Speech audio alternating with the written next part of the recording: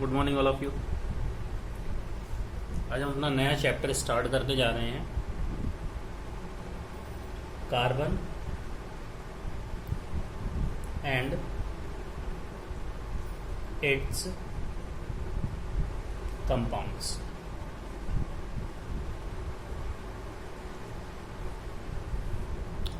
ठीक है, chapter number 4 है ये केमिस्ट्री का। ओके, तो सबसे पहले हम बात करते हैं कार्बन की। ठीक है, तो जनरली अगर हम बेटा बात करें कार्बन के बारे में, तो कार्बन जो है वो हमारे पूरे यूनिवर्स में फोर्थ ऐसा एलिमेंट है जो सबसे ज़्यादा पाया जाता है। ठीक है, fourth most abundant element, fourth most abundant element। abundant मतलब सबसे ज्यादा पाया जाने वाला इन द यूनिवर्स। ठीक है, और बेटा हमारी ह्यूमन बॉडी में ऑक्सीजन के बाद सबसे ज्यादा पाया जाने वाला तत्व भी क्या है? कार्बन। ठीक है, after oxygen most abundant element in the human body is also carbon। Got it? Carbon ही मनुष्य की बॉडी में सेकंड नंबर पर सबसे ज्यादा पाया जाने वाला एलिमेंट है। ठीक है, तो इसका देखिए क्या है, second most abundant element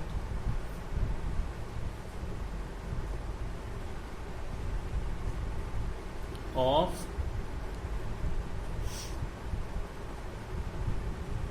human body। Got it? ठीक है, तो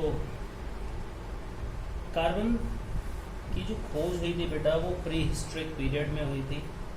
ठीक है, और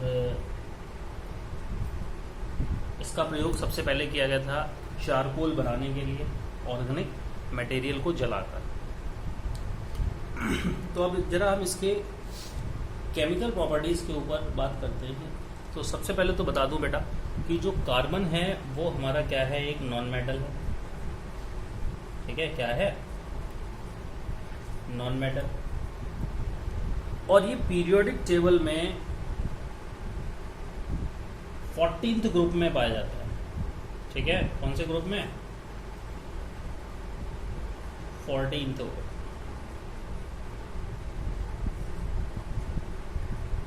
और आपको बताया था 14th ग्रुप के जो एलिमेंट्स होते हैं उनके आउटर मोस्ट शेल में कितने इलेक्ट्रॉन्स होते हैं? 4। ठीक है, 4 वैलेंस इलेक्ट्रॉन्स होते हैं इसमें। ठीक है, तो 4 वैलेंस इलेक्ट्रॉन्स होते हैं, 14th ग्रुप में पाया जाता है। और इसका एटॉमिक नंबर की अगर हम बात करें, एटॉमिक नंबर की बात करें तो 6 होता है।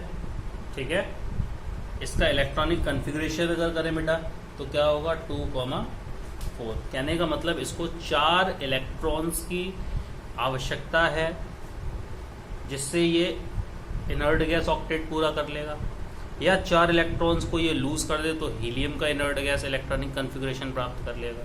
ठीक है, तो ये पॉसिबल नहीं है कि ये 4 इलेक्ट्रॉन्स किसी को दे सके या 4 इलेक्ट्रॉन्स किसी से ले सके। ओके, तो इसके बारे में आगे बताऊंगा। देखो, जितने भी कंपाउंड्स कार्बन से मिलकर बने होते हैं उनको हम कहते हैं carbon compounds. All the compounds consist of a carbon. All the compounds that contains carbon atom, ठीक है, are known as carbon compounds। ठीक है, तो हम बात करते हैं कि कार्बन के अंतर्गत बॉन्डिंग किस प्रकार की पाई जाती है। देखिए, कार्बन हमेशा कोवलेंट बॉन्ड फॉर्म करता है। क्यों? क्योंकि ये ना तो 4 इलेक्ट्रॉन्स किसी को दे सकता है और ना ही 4 इलेक्ट्रॉन्स किसी से गेन कर सकता है। तो ये क्या करता है, हमेशा या तो खुद के एटम से या अन्य एलिमेंट्स के एटम से इलेक्ट्रॉन्स का साझा करता है, शेयरिंग करता है। ठीक है, तो बॉन्डिंग जो कार्बन में पाई जाती है वो किस प्रकार की पाई जाती है? कोवलेंट बॉन्डिंग पाई जाती है। ठीक है, अगर हम बात करें बॉन्डिंग इन कार्बन, तो किस प्रकार की बॉन्डिंग पाई जाती है? कोवलेंट। ये मैंने आपको 3rd चैप्टर में बताया था, electrovalent bond, covalent bond and coordinate bond. ठीक है, तो कोवलेंट बॉन्ड बनाता है कार्बन एटम। अब कोवलेंट बॉन्ड कैसे बनते हैं? ठीक है, बाय शेयरिंग ऑफ इलेक्ट्रॉन्स, यानी कि जब दो एटम्स के बीच में क्या होता है? इलेक्ट्रॉन्स आपस में शेयर होते हैं, तब क्या बनते हैं? कोवलेंट बॉन्ड बनते हैं। ठीक है, तो कोवलेंट बॉन्ड क्या कहलाता है? The bond form by sharing of electrons between two atoms. ठीक है, और इसमें क्या होता है बेटा? दो या दो से अधिक एटम्स भी दो या दो से अधिक इलेक्ट्रॉन्स को शेयर कर सकते हैं। ठीक है, तो इस प्रकार की बॉन्डिंग जो होती है उसको हम कहते हैं कोवलेंट बॉन्ड। और कोवलेंट बॉन्डिंग से जो कंपाउंड्स बनते हैं तो वो कौन से कहलाते हैं? Covalent compounds. ठीक है, तो एक बात यहाँ से क्लियर हो गई कि जो कार्बन के कंपाउंड्स बनेंगे वो सारे के सारे कैसे होंगे? कोवलेंट कंपाउंड होंगे। ओके, बात समझ में आ गई? ओके, तो कोवलेंट बॉन्ड समझ में आ गया, the bond form by sharing of electron. ठीक है, कोवलेंट बॉन्ड, इसको बेटा 3 कैटेगरीज में हमने कैटेगराइज किया है। Number 1 single covalent bond,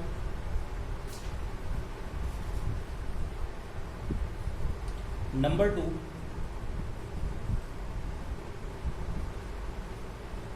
double covalent bond, and number 3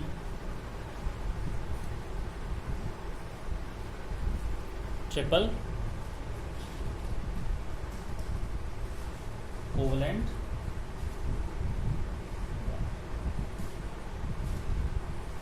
ठीक है, इतनी बात समझ में आई। तो single covalent bond, double covalent bond और ट्रिपल कोवलेंट। ठीक है, तो सबसे पहले तो कोवलेंट बॉन्ड कैसे बनते हैं? कोवलेंट बॉन्ड बेटा एक ऐसा केमिकल बॉन्ड है जो शेयरिंग से बनता है इलेक्ट्रॉन्स के। ठीक है, दो नॉन मेटल्स के एटम के बीच में।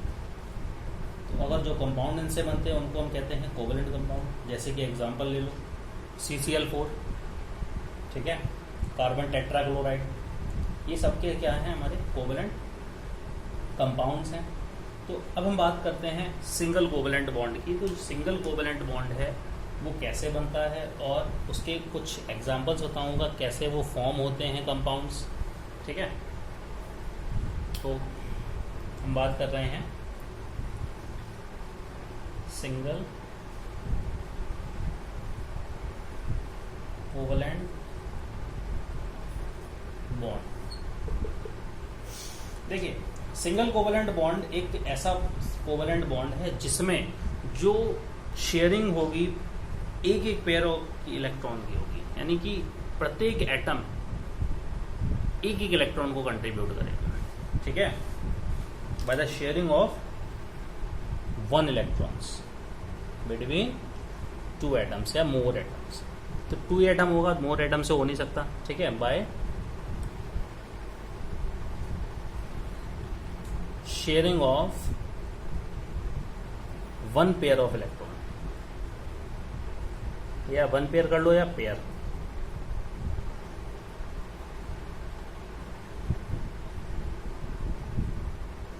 बिटवीन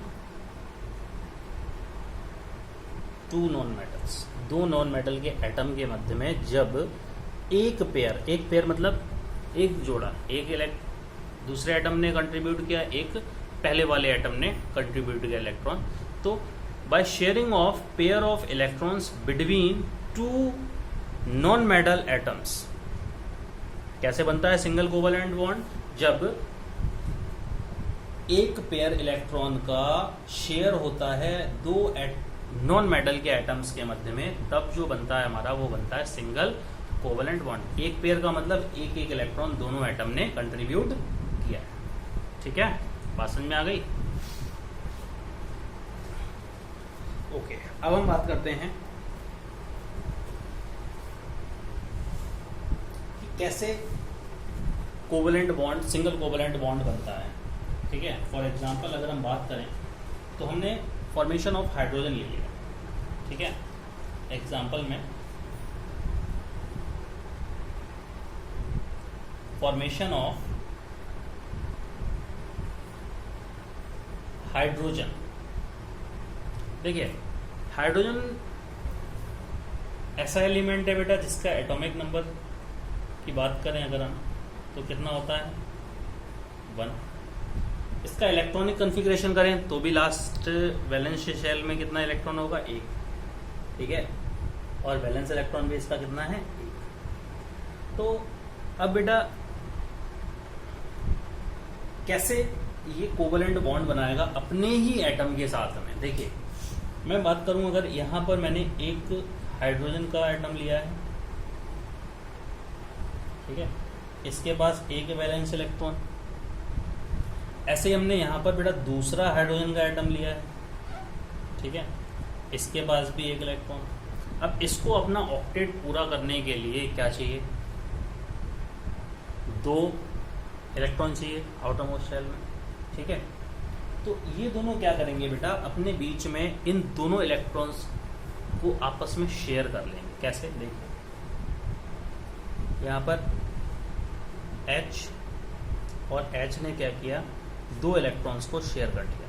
ठीक है, अब ये जो शेयर्ड इलेक्ट्रॉन्स हैं ये बेटा इस वाले हाइड्रोजन एटम के साथ में भी गिने जाएंगे। ठीक, और इस वाले हाइड्रोजन एटम के साथ में भी गिने जाएंगे। ठीक, तो इस तरह से क्या होगा, दोनों के ऑक्टेट जो होंगे वो पूर्ण हो जाएंगे। ठीक है, बात समझ में आ गई। ऐसे ही HCl का होता है। अगर हम HCl की बात करें तो कुछ नहीं है, H के पास एक वैलेंस इलेक्ट्रॉन, ठीक है, और Cl के पास 7 इलेक्ट्रॉन्स होते हैं आउटर मोस्ट शेल में। तो इसके पास भी बेटा एक इलेक्ट्रॉन की कमी है और इसके पास भी एक इलेक्ट्रॉन की कमी है, ताकि इन दोनों का ऑक्टेट पूरा हो जाए। तो ये क्या करेंगे, एक पेयर को आसानी से क्या कर लेंगे, आपस में साझा कर लेंगे और क्या बना देंगे। देखिए, H एक ये इसका इलेक्ट्रॉन और ये Cl का इलेक्ट्रॉन, इन दोनों के बीच में एक कोवलेंट बॉन्ड बना लेंगे और जिससे इन दोनों का ऑक्टेट पूरा हो जाएगा और रिजल्टेंट कंपाउंड जो बनेगा वो क्या बन जाएगा, HCl।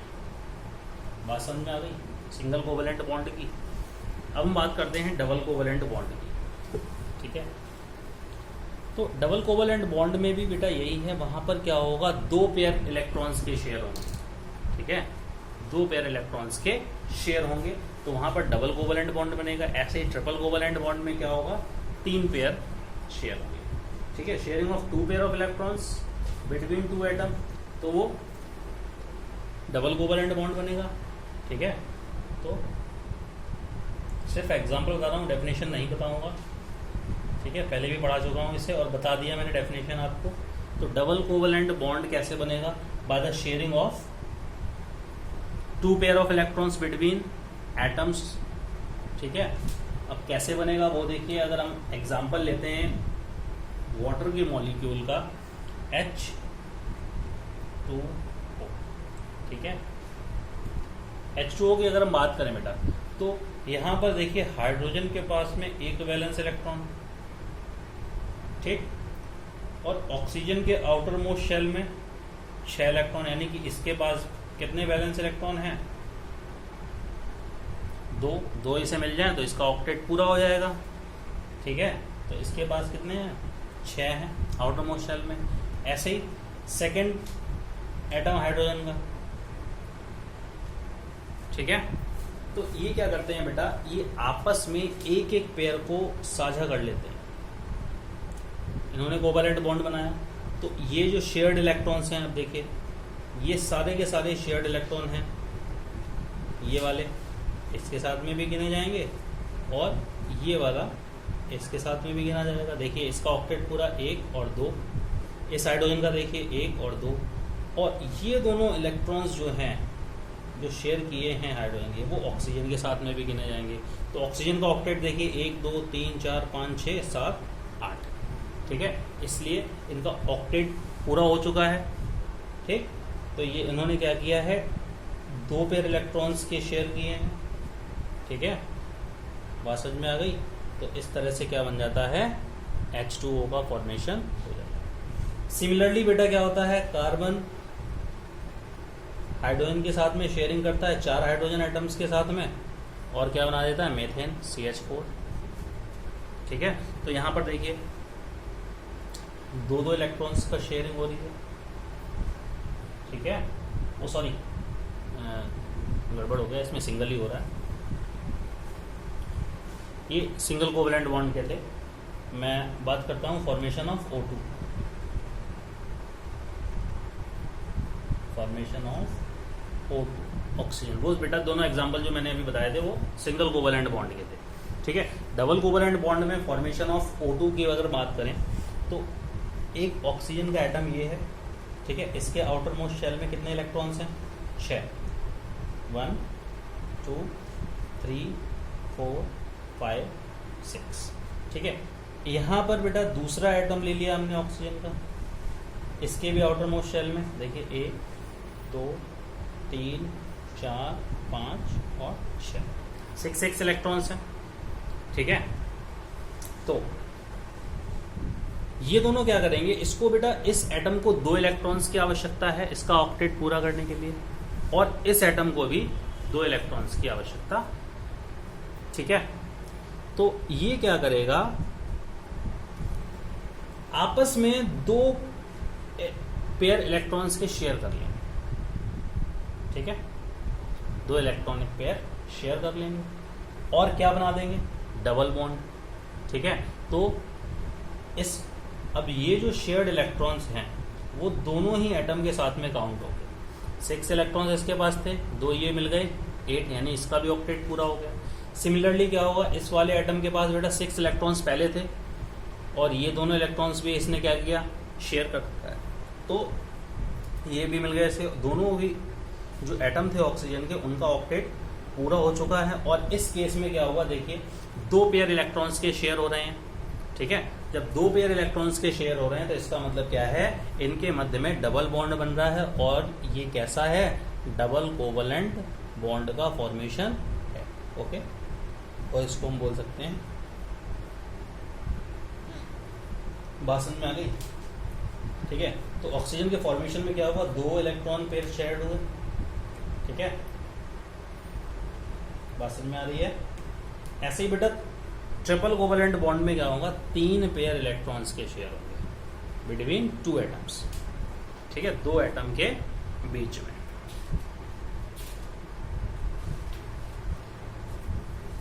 ठीक है, और कुछ नहीं है। ट्रिपल बॉन्ड का एक एग्जांपल देख लो, ट्रिपल कोवैलेंट बॉन्ड का हम बात करते हैं।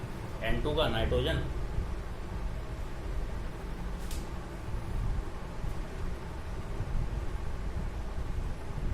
ट्रिपल कोवैलेंट बॉन्ड कैसे बनेंगे, by the sharing of 3 electrons, और sharing of 3 pairs of electron between 2 non metal atoms. ठीक है, और एग्जांपल की अगर हम बात करें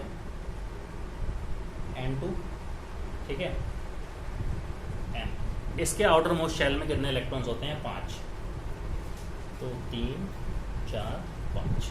ठीक है, ऐसे ही हमने यहाँ दूसरा एटम लिया, इसके पास भी 5 इलेक्ट्रॉन्स हैं।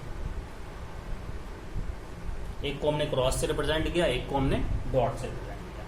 ठीक है, तो अब इसको बेटा 3 इलेक्ट्रॉन्स की आवश्यकता है और इसको भी 3 इलेक्ट्रॉन्स की आवश्यकता है। दोनों एटम को 3 इलेक्ट्रॉन मिल जाए तो इनका ऑक्टेट क्या होगा, पूरा हो जाएगा। तो इस केस में क्या करते हैं, ये दोनों आपस में तीनों इलेक्ट्रॉन्स के पेयर का साझा कर लेते हैं और ट्रिपल कोवैलेंट बॉन्ड बना लेते हैं। ठीक है, and triple bond N, that is N. ठीक है, तो नाइट्रोजन के फॉर्मेशन में क्या होता है कि 3 इलेक्ट्रॉन्स जो होते हैं वो शेयर होते हैं प्रत्येक नाइट्रोजन के द्वारा, प्रत्येक नाइट्रोजन एटम के द्वारा। ठीक है, इसलिए क्या कह सकते हैं कि एक ट्रिपल बॉन्ड जो होता है वो दोनों एटम्स के बीच में बन जाता है। ठीक है, बात समझ में आ गई। ठीक, अब मोस्ट इंपॉर्टेंट टॉपिक है प्रॉपर्टीज ऑफ कोवेलेंट बॉन्ड। ठीक है, तो कोवेलेंट बॉन्ड की प्रॉपर्टीज क्या है? सबसे पहले तो अगर हम बात करें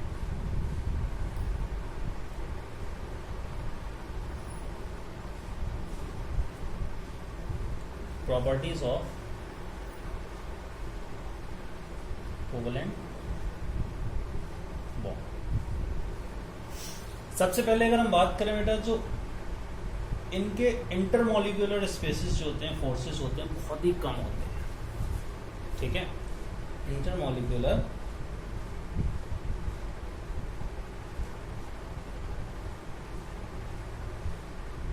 force is small. Second thing अगर बताएं तो कोवेलेंट बॉन्ड जो होते हैं आयनिक बॉन्ड से कमजोर होते हैं। कोवेलेंट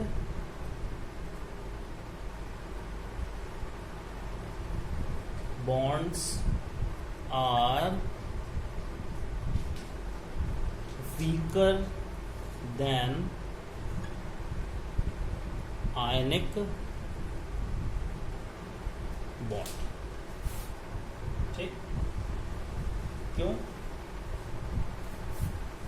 अब देखिए, जब ये कमजोर हैं आयनिक बॉन्ड से, इसका मतलब क्या है कि कोवेलेंट बॉन्ड, जो कोवेलेंट कंपाउंड होंगे, उनका मेल्टिंग पॉइंट और बॉइलिंग पॉइंट दोनों ही लो होंगे। ठीक है, और एक बात बताएं, ये पुअर कंडक्टर होते हैं कोवेलेंट कंपाउंड्स। ठीक है, क्योंकि इनमें कोई भी चार्ज पार्टिकल्स अवेलेबल नहीं होता है। ठीक है, थर्ड अगर हम बात करें, कोवेलेंट कंपाउंड्स